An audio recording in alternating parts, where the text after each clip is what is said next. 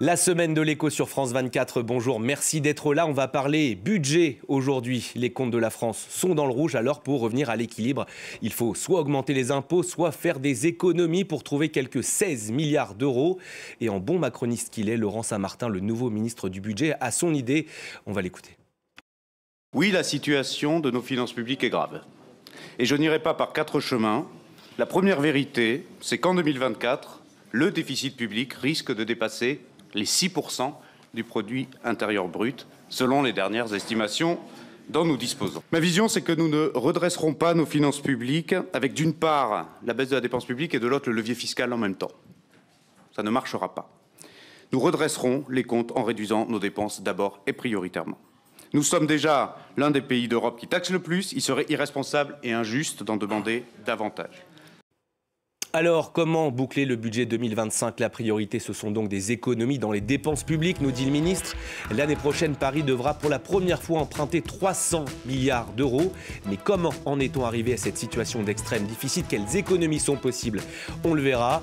L'autre piste, ce sont donc des hausses d'impôts. Les plus riches seraient concernés. C'est en tout cas ce qu'envisage le Premier ministre Michel Barnier. Gel du barème de l'impôt sur le revenu, réforme de la flat tax. On passera avec mes invités au peigne fin les différentes hypothèses. Et puis, les entreprises pourraient-elles aussi être mises à contribution ?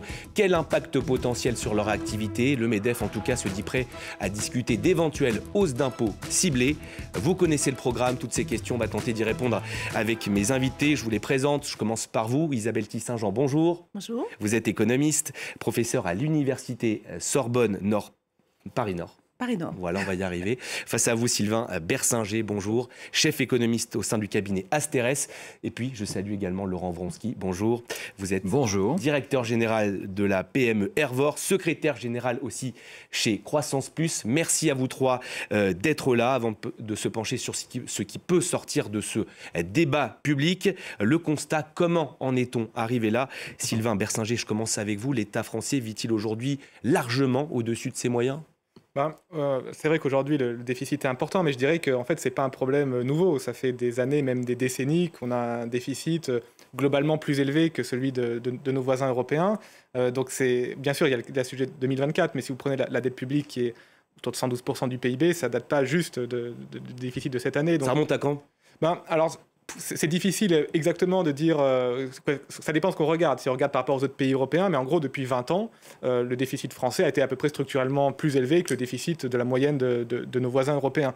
Alors après, je pense qu'il faut voir aussi un autre facteur, c'est que faire de la dette, c'est pas forcément grave si on fait de la bonne dette. De la dette pour investir, par exemple, pour construire des infrastructures, faire de la recherche, je pense que vous serez d'accord avec moi. Ce qui n'est pas le cas en France aujourd'hui. Ce qui n'est pas forcément le cas. C'est-à-dire que quand vous faites de la dette pour, par exemple, il y a eu le bouclier tarifaire qui a coûté très cher, on peut comprendre l'idée, mais est-ce qu'il fallait mettre des dizaines de milliards d'euros pour donner un peu de pouvoir d'achat à l'ensemble de la population ? On comprend l'intérêt de le faire, mais on a aussi beaucoup de dépenses publiques ou une partie du déficit qui est liée à des mesures plus court-termistes et parfois un petit peu électorales ou d'un gouvernement qui veut s'acheter un peu de popularité. Donc je pense que ça, c'est un aspect aussi important, le niveau de la dette et le niveau du déficit, mais qu'est-ce qu'on fait de cette dette et de ce déficit ?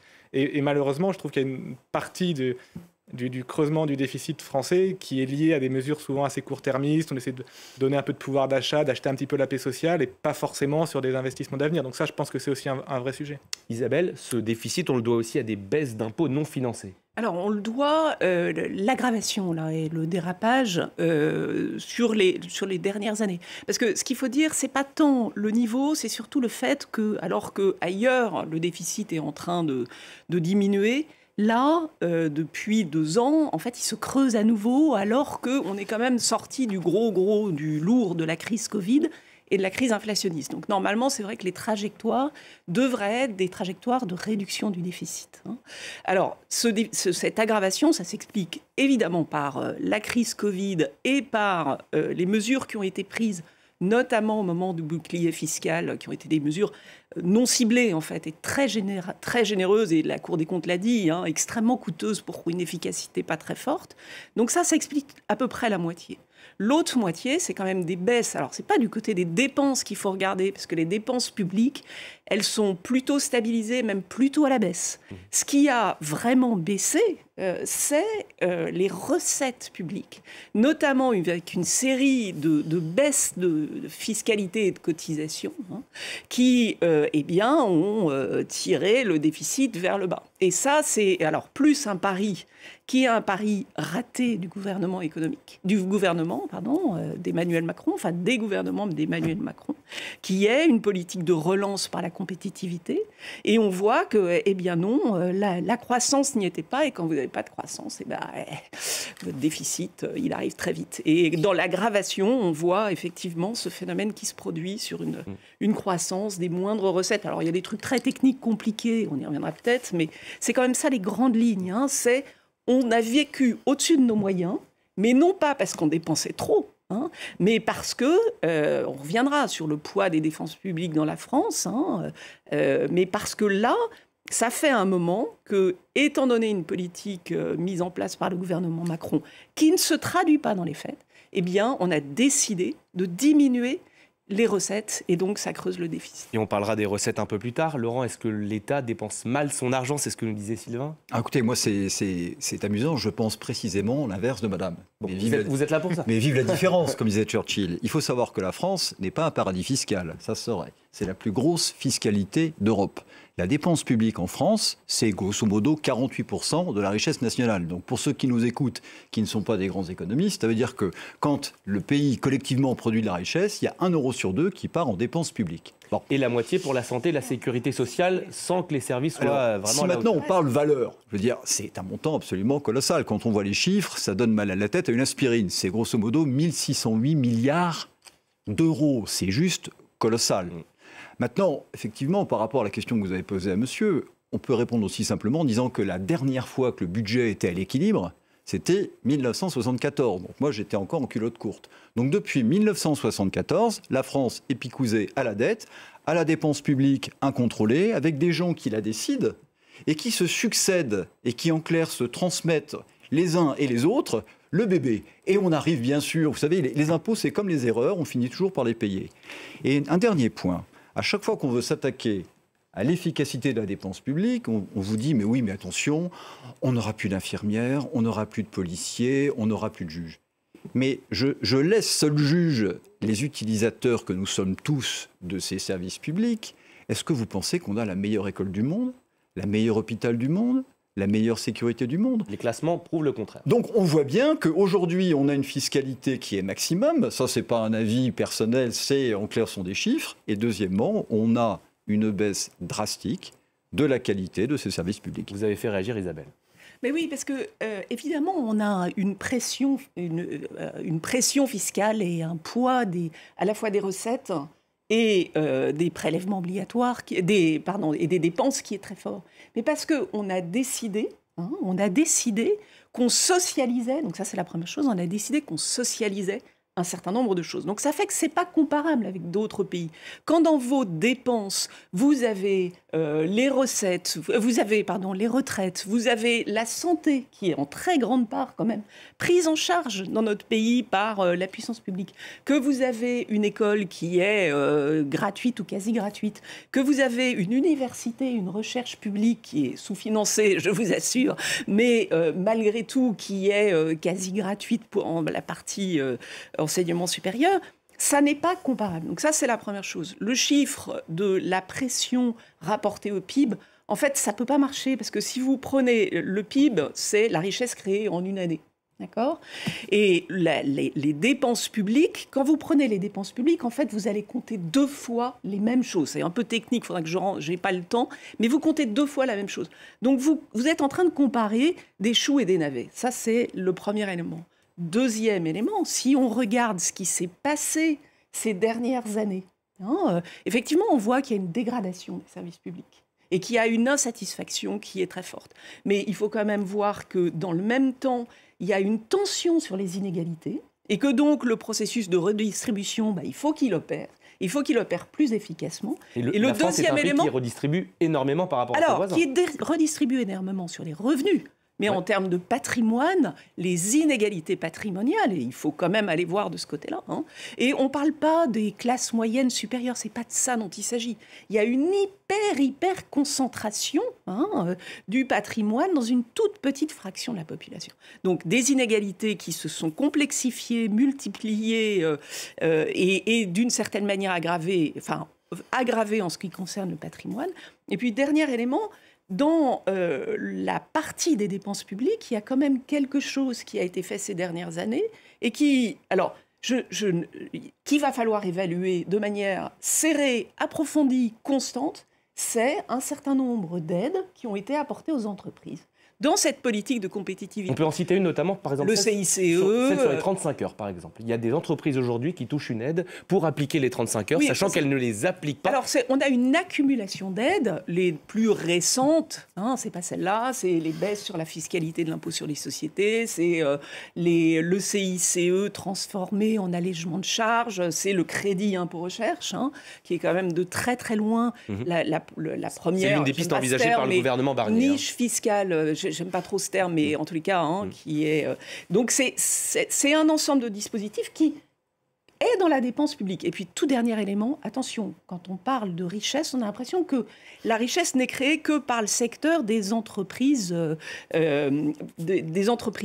financières ou non financières.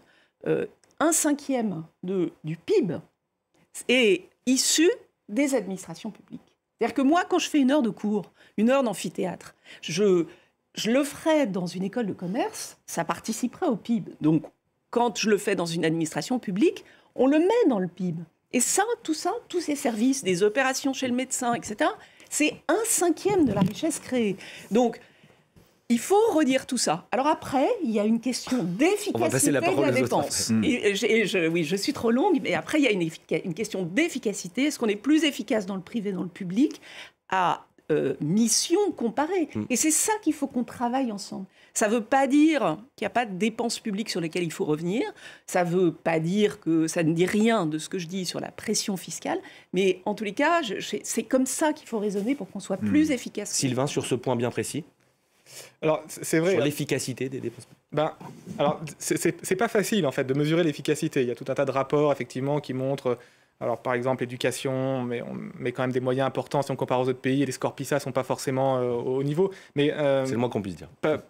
Par définition, ce n'est pas forcément facile de mesurer l'efficacité des dépenses publiques, même si, effectivement, il y a un certain nombre de rapports qui montrent qu'il faudrait qu'il y a un sujet là-dessus. Alors après, c'est pas évident parce qu'il fallait détricoter les ministères, la carrière des fonctionnaires, etc. Je pense que ça fait 50 ans qu'on dit qu'on va simplifier et améliorer l'efficacité de la dépense publique et je ne suis pas sûr qu'on y soit vraiment arrivé. Mais je pense qu'il y a un point qui est important sur le sujet et qu'on n'a peut-être pas assez mentionné parce qu'on parle de volet dépenses, le volet recettes. Je pense qu'il y a aussi un volet qui est la dynamique de croissance du pays. Alors ça rejoint le volet dépenses et recettes parce que si vous avez plus de croissance, il y a plus de recettes fiscales, il y a par exemple moins de chômeurs, donc moins de dépenses sociales. Mais si on compare la France et les autres pays, parce qu'aujourd'hui le problème de finances publiques, vous l'avez dit, c'est avant tout la France, l'Italie aussi. Mais en gros, c'est un problème franco-italien. Et la Grèce il y a 15 ans. Et la Grèce il y a 15 ans, et le Portugal il y a 15 ans, mais plus maintenant. Et si on regarde par exemple le taux d'emploi en France et en Allemagne, ou pays scandinaves, ou Autriche, Pays-Bas, il est quand même beaucoup plus faible aussi. Donc il y a une question, par exemple, sur la formation, sur les politiques de l'emploi, sur, disons, notre capacité à créer de la richesse dans le public ou dans le privé, parce que je suis d'accord, les deux créent de la richesse comptabilisée dans le PIB. Et je pense que voilà, il y a le côté dépenses, il y a le côté recettes, mais il y a le côté aussi quelle croissance potentielle à l'avenir pour générer des recettes, pour aussi améliorer le ratio dette sur PIB. Donc c'est un point qui me semble très important. Pourquoi est-ce qu'on a 10 points de taux d'emploi de moins que l'Allemagne, par exemple ? Si on était au niveau de l'Allemagne, on aurait sûrement réglé une partie de nos problèmes. Laurent peut s'inquiéter justement sur cette dynamique-là, cette dynamique de croissance en France ? Alors, on peut s'inquiéter si effectivement on pénalise ceux qui créent la richesse. Mais si vous m'y autorisez, alors je ne vais pas faire un grand débat économique parce que je pense qu'il y a beaucoup d'auditeurs qui ne sont pas des grands économistes. Mais, chère madame, vous confondez qualité et gratuité. Gratuité ne veut pas dire qualité. Et si vous voulez, je pense qu'aujourd'hui, alors à chaque fois qu'on veut faire un comparatif, parce qu'il faut bien, si vous voulez, pour pouvoir évaluer quelque chose, il faut bien faire un comparatif. Avec les pays de l'OCDE, par exemple. On va faire un comparatif avec les pays qui nous ressemblent et qui sont le plus proches de nous. Donc je n'accepte pas cet argument qui dit oui, attendez, nous c'est différent parce que de toute façon en France c'est toujours différent. Non, nous c'est différent parce que c'est gratuit. C'est pas parce que c'est gratuit que c'est qualitatif. Et contrairement, si vous voulez, à vous, madame, qui regardez les chiffres, il suffit simplement d'aller dans un hôpital aujourd'hui, d'aller dans un service d'urgence, d'aller dans une école. Alors attention, moi j'ai mon entreprise à Argenteuil, donc Argenteuil c'est une ville qui est un peu difficile, donc c'est sûr que quand vous allez dans une école à Argenteuil, je pense que vous pouvez vous rendre mieux compte de l'état du système éducatif que quand vous êtes dans certains quartiers qui sont assez privilégiés. Vous allez, je dirais, vous êtes l'utilisateur de ces services publics, que ça soit gratuit, mais si c'est pas qualitatif, si vous n'avez pas une éducation de qualité, des soins de qualité, ça vous fait une belle jambe. Donc moi, ce que je dis, c'est pas tabou de regarder l'efficacité de la dépense publique. Et vous voyez, le réflexe pavlovien, c'est de dire, mais attention, si on regarde, si on s'intéresse à l'efficacité de la dépense publique, alors là, je dirais que non, c'est pas bien, parce que du coup, on va la réduire. C'est pas. Je n'ai absolument pas dit ça. Je termine mon propos. Donc je pense qu'il ne faut pas avoir de tabou. Et comme nous sommes dans une période, justement, qui est assez, je dirais, urgente, on voit bien, je veux dire que vous avez aujourd'hui beaucoup d'indicateurs qui sont au rouge, je pense qu'il faut pouvoir mettre sur la table tous les sujets. Et l'efficacité en fait partie, et c'est du bon sens, tout le monde le comprend. Avant de savoir s'il faut dépenser plus ou dépenser moins, c'est-à-dire taxer plus ou taxer moins, la question à se poser, c'est est-ce que c'est utile ? Et moi, j'ai beaucoup d'exemples qui prouvent que, contrairement à ce que dit Madame, la dégradation des services publics ne date pas du dernier gouvernement, ça fait un petit moment que ça dure, parce que vous avez de l'argent, et monsieur l'a très bien dit, qui est mal utilisé. Vous avez du bon cholestérol et du mauvais cholestérol. Et c'est pas un péché cardinal que de se poser cette question. La bonne dette et la mauvaise dette dont nous parlions tout à l'heure, Sylvain. Un dernier mot avant de passer à la seconde partie. Ouais, non, j'ai jamais dit qu'il fallait pas une évaluation de la dépense publique. J'ai dit il faut une évaluation des politiques publiques. Donc dans les politiques publiques. Ça ne se fait jamais en France d'ailleurs. Oui. Alors ce qui se fait, mais par rapport à nos voisins européens, très très peu. Non, mais ça, on peut pas dire ça. Ça se fait, c'est horriblement compliqué, parce qu'il y a un truc chez nous, les économistes, c'est toute chose égale par ailleurs. C'est-à-dire qu'il faudrait comparer la trajectoire fictive qu'on aurait eue sans, et puis la trajectoire réelle. Et dans la trajectoire réelle, évidemment, il y a plein d'autres facteurs qui arrivent. Donc c'est horriblement compliqué.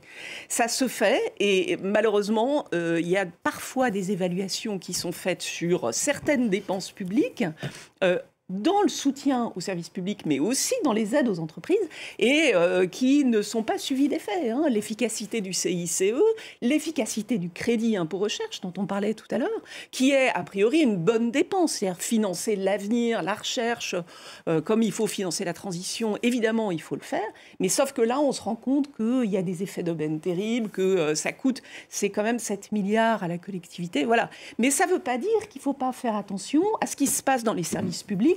Ceci étant, votre entreprise est à Argenteuil, moi, mes amphis, ils sont à Villetaneuse, et je vous invite à venir à l'université de Villetaneuse. L'invitation est lancée. Pour que vous compreniez la situation dans laquelle on enseigne aujourd'hui et dans laquelle l'hôpital public se retrouve, et qui n'est pas effectivement... Je suis à Argenteuil et je crois que je le vois assez bien parce que j'ai des unités à Argenteuil. Pas effectivement d'aujourd'hui, c'est un sous-investissement qu'on a fait dans un certain nombre de nos services publics qui sont absolument majeur. Et donc, il faut effectivement revenir sur la politique de notre pays pour voir comment on redonne des marges de manœuvre à la fois à ces services publics et qu'en même temps, on fasse les vrais investissements d'avenir dans l'éducation, dans la recherche, dans la transition écologique. C'est ça la vraie question. Allez, ça ne veut pas dire qu'on ne baisse pas les dépenses publiques. Je vous coupe Isabelle parce qu'on va passer à la seconde partie. Ces hausses d'impôts envisagées pour les Français les plus aisés. On pourrait parler de ça pendant des heures évidemment. Cette semaine, un document de travail de Bercy a fuité. On y découvre un scénario éventuel à 21 milliards d'euros d'économies. Gel du barème de l'impôt sur le revenu serait à l'étude, comme l'extension de la flat tax. Alors quel impact éventuel pour les classes moyennes? Élément de réponse avec ce reportage. Comment remplir les caisses de l'État sans augmenter les impôts de tous les Français? Pour le Premier ministre, il faut cibler les ménages les plus aisés. Cette professeure de couture craint d'être concernée. Avec son conjoint, elle déclare 3 500 € de revenus par mois. Les classes moyennes, en général, s'en prennent plein la tronche. Et que c'est toujours ce qui est un peu mon cas et qu'on est toujours un peu entre les deux, c'est-à-dire pas vraiment d'aide, mais un maximum d'impôts. Au ministère du Budget, on planche actuellement sur un possible gel du barème de l'impôt sur le revenu. Aujourd'hui, celui-ci est divisé en 5 tranches. Jusqu'à 941 € par mois, pas d'imposition. Puis, en fonction des revenus, l'État prélève de 11 à 45 %. Chaque année, ces seuils sont réévalués pour tenir compte de l'inflation. Si le gouvernement choisit de les geler, certains foyers verront leur impôt augmenter. Exemple, un célibataire qui gagnait 2400 €, augmenté de 100 € par mois, changera de tranche et verra une partie de son revenu taxée à 30%, soit 360 € de plus en 2025.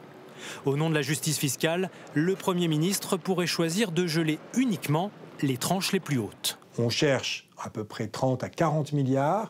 Il peut y avoir au maximum 4 milliards qui provient de la non-indexation des seuils. Donc c'est une partie du problème, mais ça ne suffit pas. D'autres pistes sont à l'étude pour les particuliers, comme l'augmentation du taux de la flat tax sur les revenus du capital, aujourd'hui à 30%, une façon de mettre les Français les plus aisés à contribution.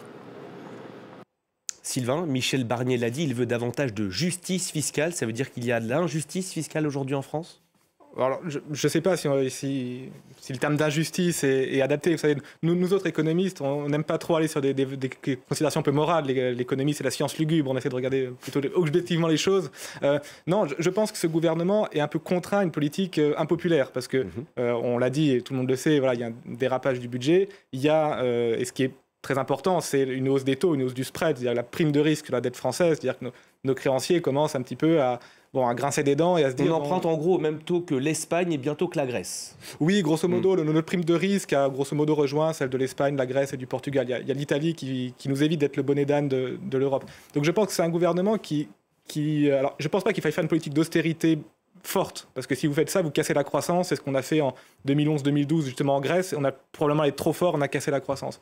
Mais je pense que des mesures à la fois de baisse de dépenses et de certaines hausses d'impôts, alors c'est jamais populaire de le dire, mais je pense là sont nécessaires. Je pense que le gouvernement est condamné à l'impopularité. Alors après, on peut débattre éternellement, plutôt tel impôt, plutôt telle dépense, ça va peut-être être l'objet de notre échange, mais je pense que là, effectivement, vu qu'on a un déficit plus élevé que prévu, très élevé, avec des créanciers qui commencent à se dire ok, l'État français, je veux bien vous prêter, mais avec une prime de risque un peu plus élevée, on est un peu obligé de réagir. Donc oui, je pense que le couple baisse de dépenses, hausse d'impôts, après, il faut voir dans quelle mesure, je pense qu'il est un peu inévitable actuellement. La solution passera forcément par un savant mélange des deux ? Écoutez, moi je ne suis pas dans les petits secrets du gouvernement, mais vous voyez, la situation est tragique. Parce que là, aujourd'hui, le temps presse. Généralement, quand on a, je dirais, très peu de temps, on ne prend pas forcément les meilleures décisions. Et précisément, moi je milite pour que l'argent public puisse aller là où on en a réellement besoin. Je veux dire, là-dessus, on est parfaitement d'accord. Et c'est pour ça qu'il faut regarder la dépense publique et son efficacité. Il y a beaucoup d'argent qui est gâché dans des endroits où on n'en a pas besoin. Et il y a beaucoup d'argent dont on aurait besoin dans des secteurs qui sont clés. Je veux dire que la transition énergétique, c'est pas juste une décoration, c'est absolument fondamental. La recherche sur l'IA, madame, c'est bien ce que c'est. Je veux dire qu'aujourd'hui, il y a une course effrénée à ça. Je veux dire que ça, c'est ce qui peut nous permettre de rester dans le peloton de tête, mais pas dans 25 ans. C'est dans les 5 ans à venir. Là, il faut massivement qu'on investisse. Et c'est pour ça qu'il faut avoir une fiscalité intelligente. Pour répondre à votre question précisément, je pense qu'on est, depuis 40 ans, dans une fiscalité quantique. C'est-à-dire que quand on sait où on est, on ne sait pas où on va. Et quand on sait où on va, on ne sait pas où on est. Donc, on a besoin de stabilité, on a besoin de cap et on a besoin d'une fiscalité intelligente. Je veux dire que vous avez aujourd'hui 180 impôts et taxes sur les ménages et sur les sociétés. Madame parlait des aides aux entreprises. Je vais peut-être vous surprendre. Moi, je suis contre les aides. Et vous savez pourquoi ? Parce que ça crée des comportements de dépendance. Ça crée des comportements de cocaïnomane. Et généralement, les Français sont des champions du monde pour ça. On crée une loi qui n'est pas forcément la loi la plus intelligente et la mieux pensée. Et pour la neutraliser, on va monter toute une usine à gaz derrière. C'est typiquement le cas des 35 heures. Et donc, on arrive à des situations complètement kafkaïennes où on crée des effets d'aubaine. Et pire encore, on crée des gens qui vivent de ça. C'est-à-dire que toutes les entreprises le savent. Vous avez des gens qui viennent vous voir et qui disent « Vous saviez que vous aviez droit à telle aide ?» Non, évidemment, il y en a tellement, on n'y comprend rien. Donc moi, je milite pour une fiscalité simplifiée, la suppression des aides, mais une fiscalité qui soit clémente. Il vaudrait mieux avoir, si vous voulez, une mesure qui touche toutes les entreprises, plutôt que d'avoir, en clair, le Larousse, des aides et compagnie où personne n'y comprend rien. Isabelle, ça peut passer par une réforme de la flat tax aussi, alors, qui est aujourd'hui à 30%. Oui, peut-être au préalable quand même, je pense que c'est effectivement très important ce que vous avez dit tout à l'heure. C'est-à-dire le fait que, bien sûr, il va falloir redresser la situation, mais il est urgent de ne pas aller trop vite. C'est-à-dire il est urgent de ne pas refaire l'erreur qu'a fait l'Europe, et que nous invite à nouveau à faire l'Europe, après 2008, c'est-à-dire une réduction trop brutale. Et effectivement, quand vous faites une réduction trop brutale, vous cassez la croissance. Il faut quand même dire aujourd'hui, la dernière note de conjoncture de l'INSEE, que tous vos éditeurs peuvent aller voir sur le site de l'INSEE, dit que le dernier élément qui porte la dynamique de croissance française, c'est la dépense publique. Donc si on va trop vite, que ça soit dans la réduction de la dépense ou que ça soit dans des hausses d'impôts, quelles qu'elles soient, donc si on va trop vite dans la trajectoire, on risque de casser la croissance, c'est-à-dire d'aggraver, du coup on aura encore moins de recettes et du coup on va encore aggraver la situation. Donc première chose, il faut reculer, et je me réjouis, ça fait quand même un petit moment que je dis ça. J'avais des petits échanges parfois avec le président de la Cour des comptes sur Twitter. Je me réjouis d'entendre qu'aujourd'hui, le président de la Cour des comptes sur Twitter, pas sur Twitter, fait les mêmes déclarations, disant c'est 2029, l'échéance, et que M. Villeroy de Galhau dit la même chose. Donc, ne pas aller trop vite dans la trajectoire. Et en même temps, il y a une date butoir du 1er octobre qu'on a déjà décalée au 9. Avec quand même un débat qui se fait dans des conditions, là c'est une question politique, qui se fait dans des conditions qui sont des conditions absolument inadmissibles. En l'espace de quelques semaines seulement. Franchement, moi je serais parlementaire, je serais révoltée. C'est-à-dire que pourquoi a-t-on autant attendu avant de désigner un gouvernement, alors qu'on sait très bien qu'il y avait ce budget qui était un budget extrêmement difficile. Donc ça, là, il y a quand même en plus un autre problème. Et on n'en a pas vu le bout. Donc, ne pas aller trop vite et avoir une politique, effectivement, qui préserve, là, on est tous les trois absolument d'accord, qui préserve absolument l'avenir, enfin, qui anticipe sur l'avenir. Et le gros problème, c'est qu'on ne le fait pas en ce moment. Donc, qui accélère les financements qui sont des financements d'avenir. Et puis, effectivement, il faut aller faire une revue des dépenses et puis une hausse de fiscalité en visant une fiscalité sur un certain nombre de très, très, très grandes fortunes et de très grands patrimoines, notamment dans la transmission des patrimoines. Je pense que on ne peut plus être une société de rente. 70% du patrimoine aujourd'hui est du patrimoine hérité. C'était 30% en 1970. Donc ça veut dire que ça ne circule plus. Vous avez une société qui est figée. Donc il faut aller vers ça. Il faut absolument retaxer là, parce que c'est une toute petite tête d'épingle. C'est une hyper concentration. Donc, et qu'il y a des grosses masses financières à aller chercher. Donc effectivement, la flat tax, retrouver une fiscalité sur la fortune mobilière, ce qui était l'ISF antérieurement. Il ne faut peut-être pas reprendre l'ISF tel quel, mais en tous les cas, aller chercher des financements là, et puis faire effectivement une revue des dépenses. Moi, par exemple, la question sur l'apprentissage, c'est à la fois une excellente mesure. On a besoin de former davantage nos jeunes, mais on voit bien que là, dans la façon dont ça a été mis en place, eh bien, ça bénéficie quand même massivement à une partie des jeunes qui sont des jeunes très diplômés dans des écoles de commerce. C'était pas la cible à laquelle on pensait initialement, donc il faut recibler. Il y a toute une série de mesures qu'on peut prendre et on arrivera à une trajectoire qui est une trajectoire plus raisonnable. Alors, je ne suis pas sûre que la simplification, on la souhaite tous. À mon avis, ça prendra quand même du temps. Aller trop brutalement, ça me paraît... Justement, je vais rebondir sur ce que dit Madame, parce que vous voyez, on estime que le coût de la surréglementation, je choisis mes mots à dessein, c'est 60 milliards d'euros. Bon, et je pense qu'il y a beaucoup de gens qui ont grand intérêt à ce qu'on ne simplifie pas les choses. Parce que ça on appelle la suradministration. La surréglementation sur tout, les normes, les lois, les trucs, les machins. L'État en premier. Bah oui, mais c'est l'État qui les produit. Je termine mon propos. Et donc, 60 milliards, c'est pas rien quand même. Bon, mais je pense qu'il y a des gens qui n'ont pas intérêt à ce que ça sorte parce que ça remet en cause leur job. Donc là, voilà un exemple où c'est pas des queues de cerises. En rendant les choses plus simples, je veux dire, ça va pas. Je veux dire, on va pas créer, je veux dire, des hôpitaux où il y aura moins d'infirmiers, moins de policiers, etc. Et il y a le millefeuille administratif. Et ça, on le connaît tous. Je veux dire, vous avez au niveau des régions, les surrégions, les comités de communes. Je veux dire, ça coûte un argent phénoménal. Et là-dessus, est-ce que beaucoup de gens, est-ce que la majorité des gens pensent que c'est utile ? Moi, je vais vous répondre. Je n'engage que ma propre opinion. La réponse est non. Donc, je pense que... Pourquoi je parle de fiscalité intelligente ? L'idée, c'est pas que le riche devienne pauvre, c'est que le pauvre devienne riche. Donc il faut inciter, je veux dire, que les gens à créer de la richesse. Donc il faut une fiscalité intelligente. Et pour faire une fiscalité intelligente, il faut être pragmatique et pas être dogmatique. Et donc, quand on parle d'évaluation de la dépense publique, Madame soulignait la difficulté, etc. Mais moi, je pense que c'est très simple, parce qu'en tant que chef d'entreprise, je le fais à ma toute petite échelle depuis 35 ans.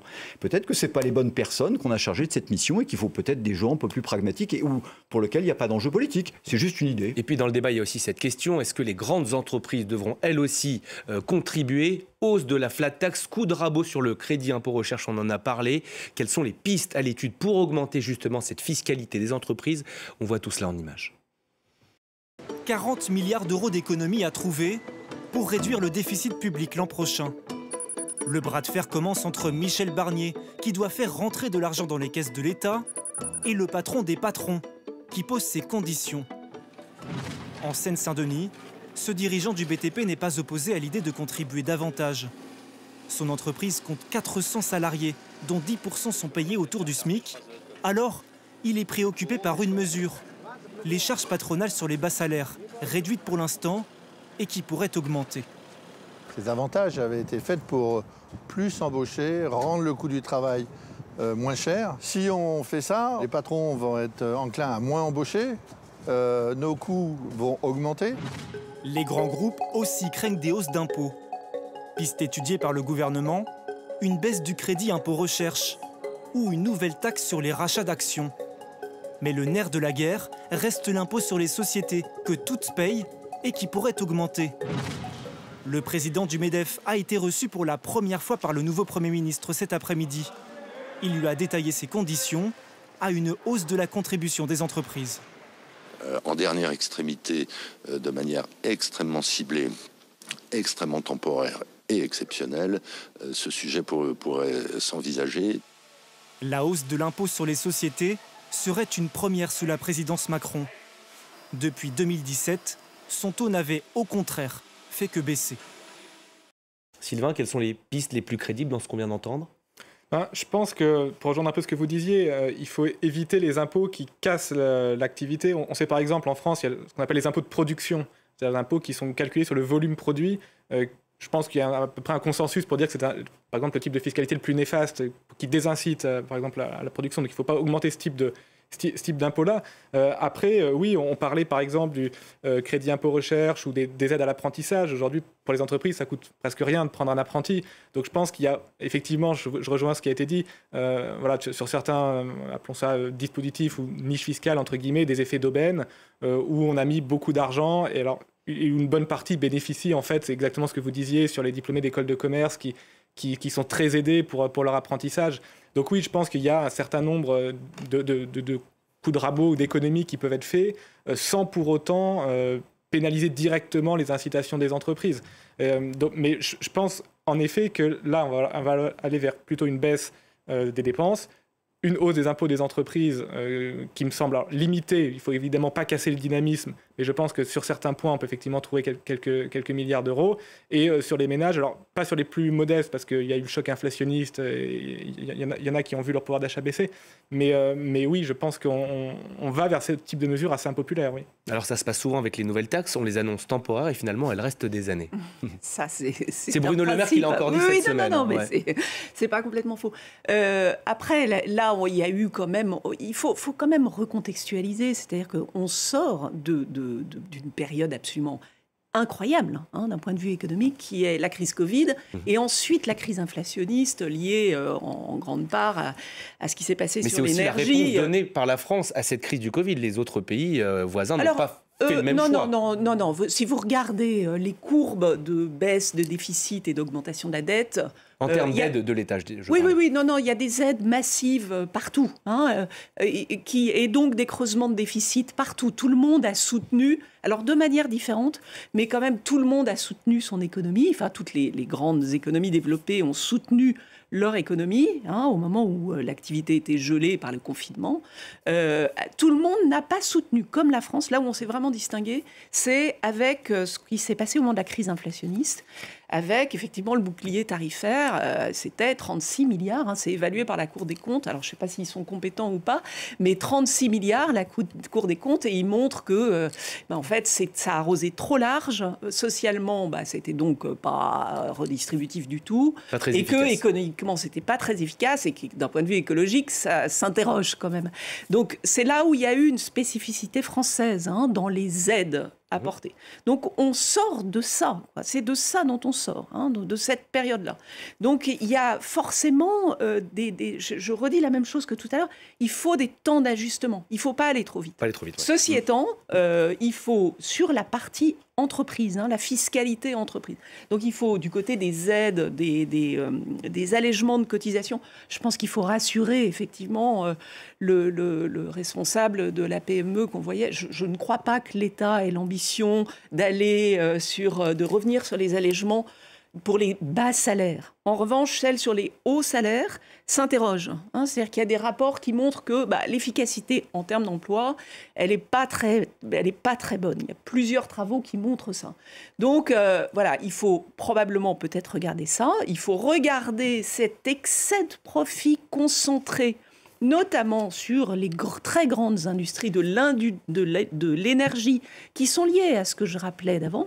Donc ça, il faut aller regarder. Et puis après, il faut un effort, mais je pense que c'est un effort concentré. Alors, il ne faut pas taper sur l'ensemble du tissu économique et industriel, parce qu'il ne va pas bien, hein, parce que la croissance n'est pas là, parce que la réindustrialisation n'est pas là, contrairement au cri de triomphe du gouvernement. Donc, il faut aller pas trop fort, mais il faut essayer de cibler. Même chose sur l'impôt sur le revenu, il faut cibler sur les très grandes tranches, hein, quand dans votre schéma, c'est vraiment la toute dernière vers laquelle, s'il faut aller, c'est là qu'il faut aller, mais pas ailleurs. Donc, il faut pas comme il faut pas de coup de rabot. Il faut pas Laurent, est-ce que vous avez peur, vous, en tant que directeur d'entreprise, demain que de nouvelles taxes arrivent? Chef d'entreprise. Oui, chef d'entreprise. Qu'est-ce que j'ai dit? Vous avez dit directeur. Direct. Chef d'entreprise, que ces nouvelles taxes, justement, elles ne soient pas abandonnées dans 1-2 ans, comme c'est promis aujourd'hui. Ah, mais de toute façon, il n'y a pas besoin de spéculer. Il suffit de regarder l'histoire fiscale du pays. Je veux dire que celui qui est à l'origine de la taxe, évidemment, disparaît au bout d'un petit moment. C'est-à-dire que les créateurs... Puis ça arrange bien celui qui arrive. Les créateurs de taxes disparaissent, mais les taxes restent. Maintenant, vous voyez, une chose intéressante. Madame parle de la Cour des comptes. Mais justement, ça tombe bien, ça c'est le bon exemple. La Cour des comptes, ils sont très compétents, mais c'est marrant, ils ne sont jamais écoutés. Pourquoi? Je veux dire, ils font un excellent travail.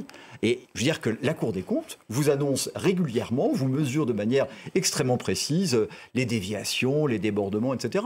Donc, moi, ce dont j'ai peur, si vous voulez, c'est que je sais une chose, c'est que pour créer de la richesse, je veux dire, on n'attrape pas les mouches avec du vinaigre. Je veux dire, madame a parlé de l'ISF. Mais l'ISF, c'est quoi? C'est l'incitation à sortir de France. Je veux dire, on est dans un monde globalisé. Mais oui, et on ne peut pas vivre dans notre petit hexagone. Et donc, l'argent circule. Et donc, ce qui fait que demain, je veux dire, la France est un pays attractif, c'est pas juste parce que, je dirais, les investisseurs étrangers pensent qu'on est un pays formidable, qu'on fait du foie gras et du Chanel numéro 5. C'est aussi parce qu'on a une fiscalité qui est attrayante. Et nous sommes en concurrence avec la planète. Vous parlez de l'industrie, moi je la connais un petit peu, parce que je suis juste industriel depuis 35 ans. L'industrie qui prospère, parce que quand on dit l'industrie va mal, moi je suis dans l'industrie du matin au soir, 7 jours sur 7. L'industrie qui va mal, c'est précisément l'industrie qui ne fait pas de la valeur ajoutée et qui fait des produits extrêmement simples et qui est en concurrence avec des pays qui n'ont pas nos standards sociaux, la Chine et autres. L'autre industrie, celle qui est prospère, c'est précisément celle qui a besoin d'investir massivement pour rester compétitif, pour faire des produits à forte valeur ajoutée. C'est le cas de notre entreprise. Moi, je suis la dernière entreprise de mon secteur. Mais pourquoi? Parce qu'on fait des produits sur mesure qui sont de très haute technicité. Je veux dire, on est face à un tsunami d'investissement. La dernière chose dont on a besoin maintenant, c'est d'avoir une fiscalité imbécile qui va justement réduire ces investissements. Donc je souhaite de tout cœur qu'on ait une fiscalité intelligente. Et d'ailleurs, pour rebondir, depuis 5 ans, la France est le pays en Europe où on investit le plus. Alors, je ne sais pas si vous parlez des entreprises, des ménages. Des entreprises. Alors, qui investit le plus, je n'ai pas les derniers chiffres en tête, mais oui, l'investissement des entreprises a été plutôt dynamique. Après, il y a un débat sur la mesure exacte, notamment des investissements logiciels, etc. Mais oui, l'investissement des entreprises a été plutôt dynamique. Mais pour rebondir sur le sujet un peu plus globalement, je pense qu'une bonne politique, c'est une politique durable et visible. Si vous prenez des exemples extrêmes, la Suisse et l'Argentine, la Suisse, il y a de la prévisibilité. On sait qu'il va pas y avoir des grands changements, ou l'Allemagne, ou voilà, des pays, qu'il n'y a pas des changements tous les 4 matins. En Argentine, c'est l'exemple opposé. Il peut y avoir un contrôle d'échange un jour, un défaut public l'autre, etc. Donc une bonne politique, c'est aussi, je pense, une politique durable. Qui donne confiance aux entreprises. Oui, qui donne de la visibilité aux ménages, aux entreprises, mais même aux administrations pour se organiser. On parle de la simplification. Si tous les 4 matins, vous changez tel impôt, vous changez telle politique, tel ministre. Et je pense que le problème de ce gouvernement, c'est ça, c'est qu'on a un gouvernement qui est instable, on ne sait pas exactement combien de temps il va durer. Et donc, en fait, donc voilà, si on augmente un peu tel ou tel impôt, qu'on baisse telle dépense, et que dans 6 mois, 1 an, il y a un autre gouvernement qui fait exactement l'inverse, ça, en soi, c'est une mauvaise politique. C'est-à-dire qu'une bonne politique, c'est en soi une politique durable, prévisible. Et je pense que ça, c'est un problème actuellement, c'est qu'on n'a pas de visibilité, pas que pour les entreprises, pour les ménages, pour les administrations, aussi. Pour tout le monde. Et on aurait pu parler de ces sujets pendant des heures, mais c'est déjà la fin de l'émission. Déjà. On vous réinvitera tous les 3 pour en parler. Peut-être la semaine prochaine, on verra. Merci en tout cas à vous 3 d'avoir accepté notre invitation. Merci. L'information continue bien sûr sur notre antenne. Vous restez avec nous.